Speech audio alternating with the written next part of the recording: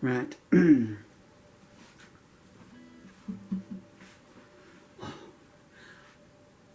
I get annoyed when I put all the food out for the birds, you know, and they see me moving around in here and fly away like the Empire.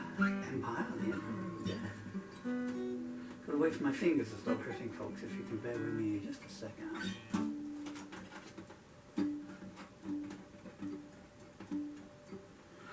Okay, so took my chin out there. So, the Court of Public Derision. Come on. Take 3. Will we get all the way through? Can you hear a bit of metal coming off there? Metal noise? Okay. 1, 2. Probably come too far back from the microphone in the camera now. 5, 6.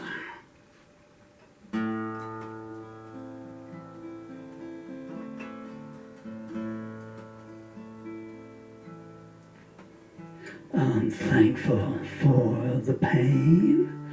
It lets me know I'm alive.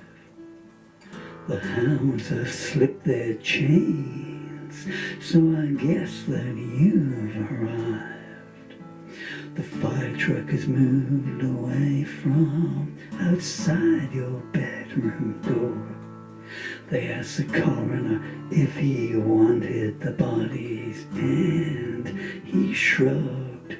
What for?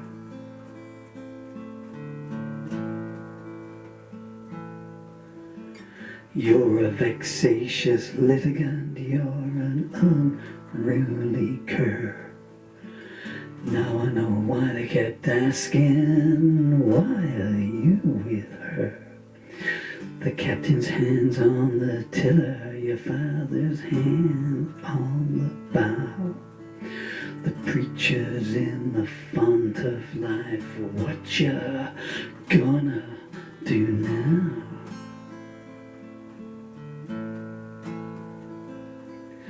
One word from you was 10,000 too many. I tried to count your assets up and found you don't have any.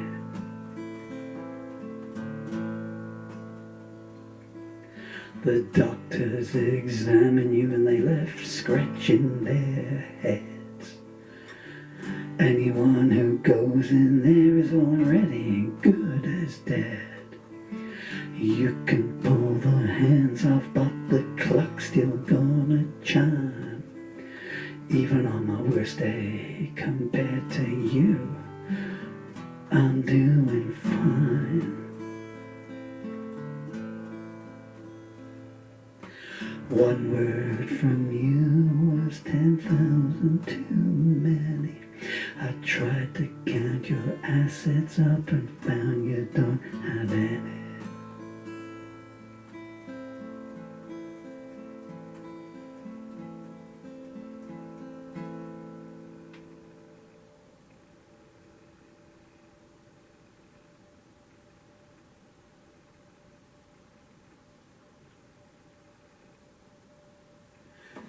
And inhale.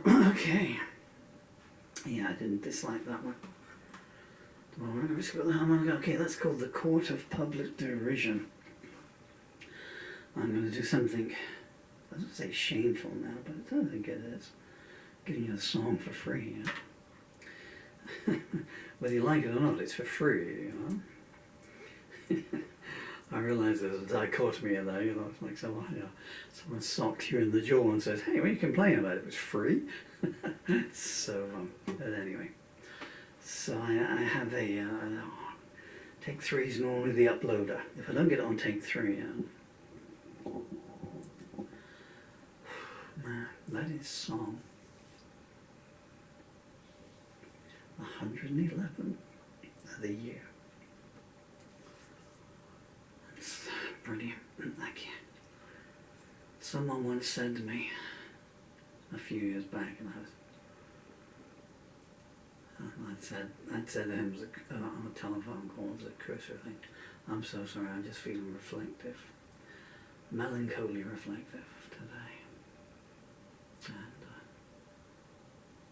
I said I'd written however many songs, whatever the song was on that day. You know, my body language looks like I'm making out this up, but it's just skin is hurting so much. It's like someone slapped me with hedgehog. The joys of this disease.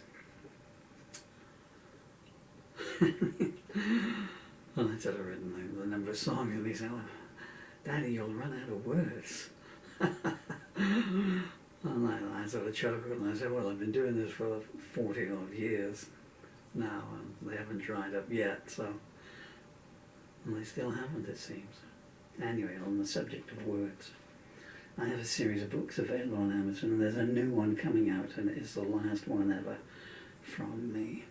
Sorry about the aircraft. Why am I saying sorry? Like I had something to do with it. Like I phoned them up and said, "Look, I think some people might watch this video of me singing a song online sometime in the next 1,000 years.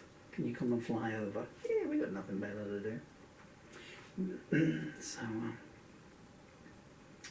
yeah, my final novel is called Stowaway.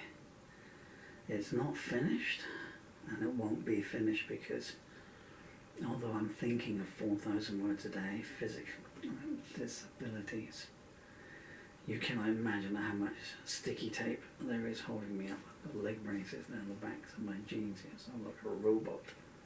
I wish I was a robot. Robots don't feel pain, do they?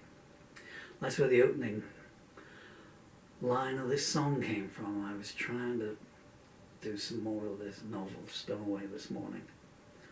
And even sitting still was agony. And I was thinking, it's not worth it, you know.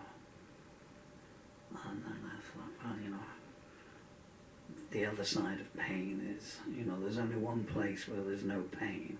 There's only one condition you're in. So, you know, maybe be grateful for the pain because it lets you know you're still here. And that's the opening line. I'm thankful for the pain. It lets me know I'm alive. And then I started thinking about persons that opened the lid of my coffin and said, "Come on, don't hang around." What was I all about? I'm so sorry. Stowaway.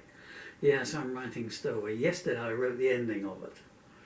So I think if I was to make it in eighths, so 5/8 is definitely written, although it's got that, you know, it tries to decide what word you're doing, and I don't know how to turn it off. And I keep looking at it, that's not what I wrote, you know, it keeps changing I'm for is and stuff like that, you know. It starts filling in the word again. No, you do not know how I think, you stupid computer, you know, algorithm. So it's not spell checked, and it really needs it. It did this upload, you know, the other day, the package renewed automatically, and it put all kinds of, the other week, all kinds of things in there. I need to stand a bit closer, I think. Shall I yell now? And you'll go, "Arr!" Slam your laptop lids down. I won't. I'm not that mean. I wouldn't be that cruel. Was out Stowaway? Yeah, so it's not finished. So the first 5/8, because I read the book, and you know, I never know what's coming out, so the verses follow on. You know, it's written entirely in rhyme, you know, as all my novels are, just to make things hard for me. It'd be so easy, you know. You sort of you write a good line, you know, and you think, okay, well, what I want to say in the next line would be this, but it's got a rhyme, so and so you have to, every second line you have to work backwards. So you write the first line and then you have to think, that's going to rhyme, what rhymes with that? Okay, so that will rhyme, this will rhyme with that, so then you put that word in. How do I get to that word? That was interesting, wasn't it? So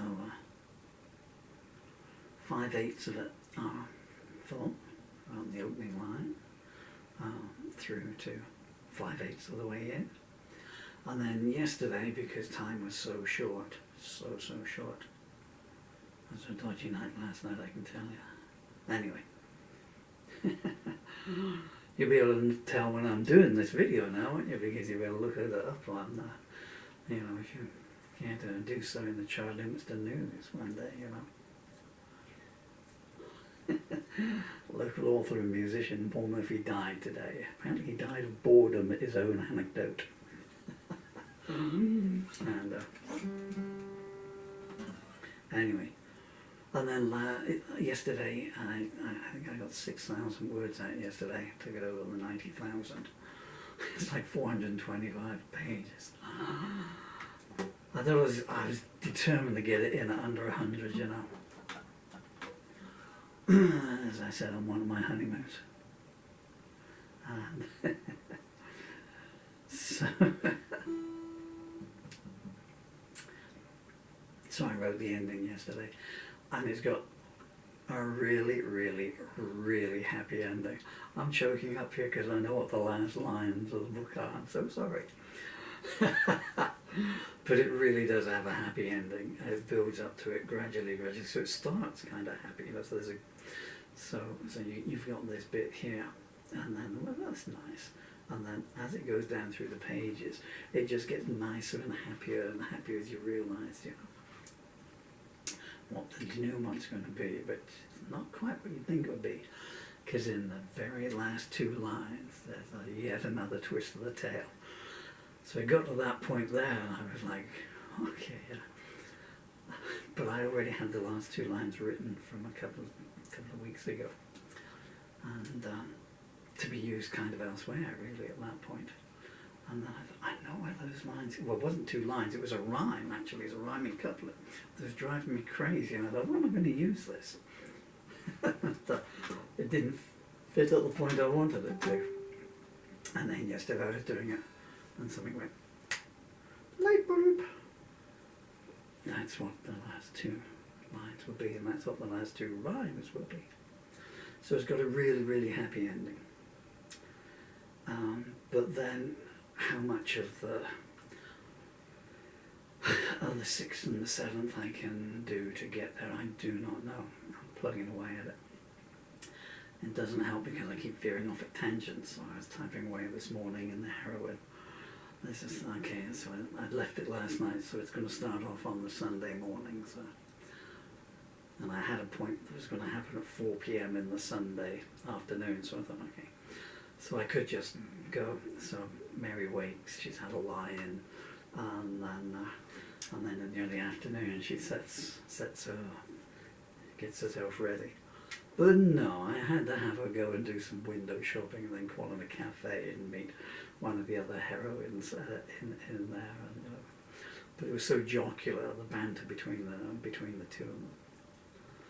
And so, you know, I put all that back. Anyway, it's called Stowaway. It'll be available on Amazon.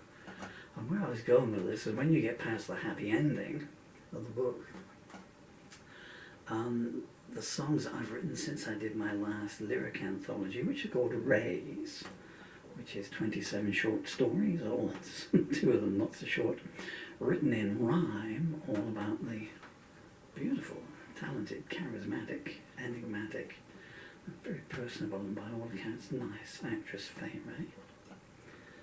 When you don't leave the house, you know, your sources of inspiration are a little bit harder to find. You need to excavate from elsewhere, you know, from your own internal well of experience. Ta-da. Or what's happening to you at this precise moment in time. Ta-da.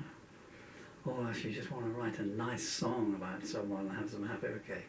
Well, I don't know anyone, I've got no friends, you know, I ran out of money, you know. Money went down, friends went out. Coincidence?